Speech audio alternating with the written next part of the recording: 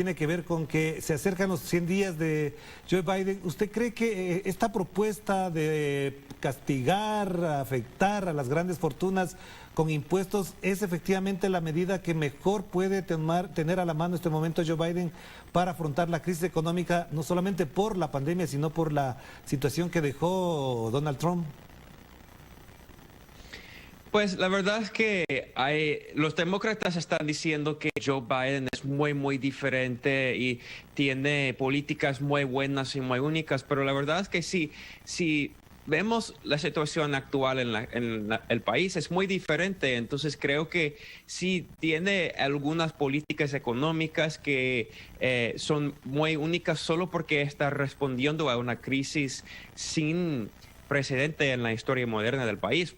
Estamos viendo la peor crisis económica en 100 años, desde la Gran Depresión en los 30. Entonces, sí, en cuanto a sus políticas económicas, hay unas políticas más progresistas, pero no es suficiente, porque estamos hablando de una crisis en la que hay como decenas de millones de norteamericanos que han perdido su empleo. Estamos hablando de una crisis también en cuanto al hogar, a las casas. Hay millones de norteamericanos que no pueden pagar la renta y están a punto de perder sus casas, sus hogares. Y al mismo tiempo, cuando hablamos del imperialismo y de las políticas bipartidistas de Trump y Obama y George Bush y Biden, la política exterior es casi igual. De hecho, se puede decir que es peor. Entonces, sí, en cuanto a la crisis económica, se puede decir que Biden es un poco mejor que Trump, porque no hizo nada durante la crisis económica, Trump no hizo nada durante la pandemia y ahora sí hay vacunas, pero no hay suficiente. Ahora hay políticas de salud, pero no son suficientes. Pero la verdad es que Joe Biden todavía muestra que no sirve al pueblo. La verdad es que Joe Biden todavía trabaja por las grandes empresas, en particular las grandes empresas farmacéuticas y hemos visto el problema con la propiedad intelectual. Las grandes empresas de Estados Unidos no quieren suspender la propiedad intelectual de las vacunas para ayudar a la gente, al pueblo de la India, al pueblo de otros países en el sur.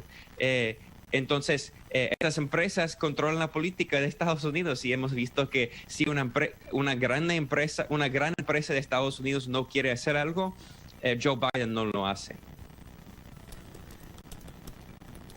Claro, pero entonces frente a eso, Benjamín, hay un elemento que es clave. Esta propuesta de impuestos, de una reforma tributaria, planteémoslo así, se propone, el objetivo, dice él, es atender el bienestar social, mejorar la calidad de vida, atender, incluso él ha dicho que no está conforme con que una persona que trabaja 8 horas, que trabaja a tiempo completo, no gane el sueldo como para vivir decentemente. ¿Este discurso hasta dónde es creíble o es solamente una expresión de la angustia para calmar la tensión que se vive en Estados Unidos? Es una buena pregunta y creo que vamos a ver la respuesta porque Biden todavía está diciendo que tiene más políticas, pero la verdad es que como usted dijo, es muy importante hablar de la situación actual de los trabajadores en Estados Unidos, porque la mayoría de los trabajadores en Estados Unidos, alrededor de todo el país, en varios estados, porque la política cambia según el estado, pero la mayoría de los trabajadores no tienen un como sueldo digno, no pueden vivir con lo que gana. Y la verdad es que había demócratas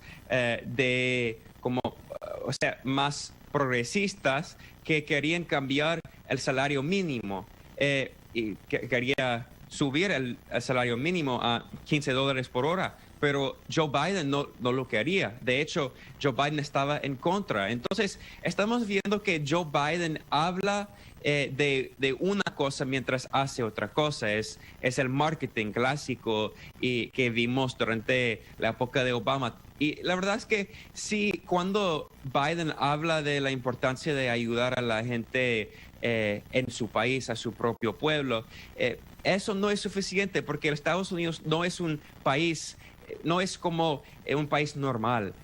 Cualquier país alrededor del mundo. Estados Unidos es un imperio y la política exterior es importantísima porque estamos hablando de un país que tiene sanciones contra un cuarto de la población mundial. Estamos hablando de un país, Estados Unidos, que está haciendo guerras contra varios países alrededor del mundo, contra Irak y Siria y Afganistán y Yemen.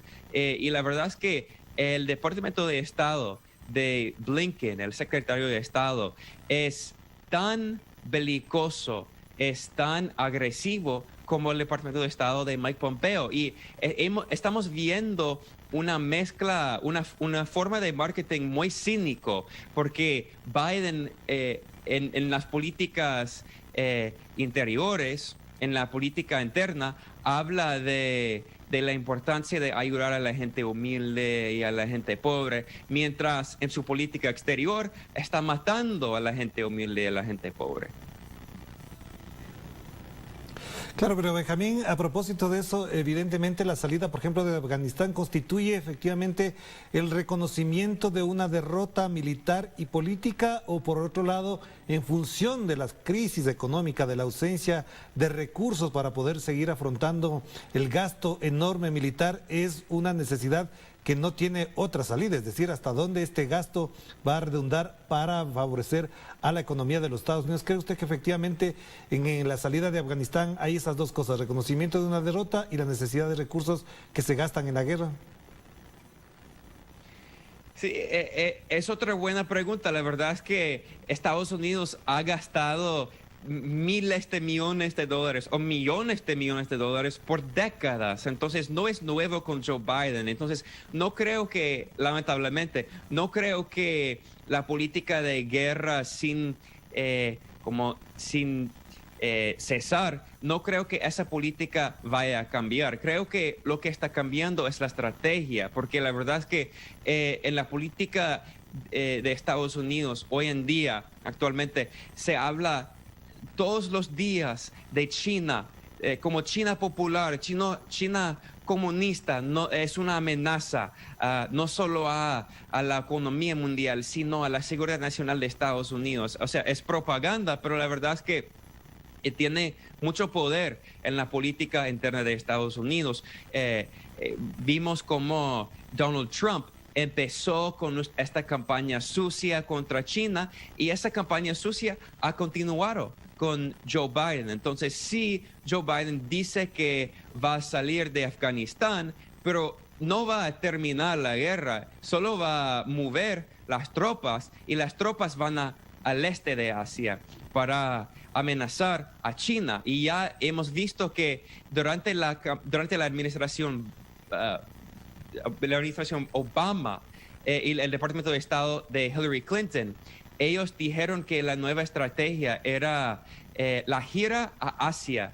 Y cuando se dice la gira a Asia, es decir, la gira a China popular. Entonces, no estamos viendo el fin de esa política imperialista, esa política muy agresiva y militar. Solo estamos viendo un cambio de la estrategia, de las tácticas. Y al mismo tiempo tengo que decir que mientras Biden dijo que va a terminar la guerra en Yemen, era mentira.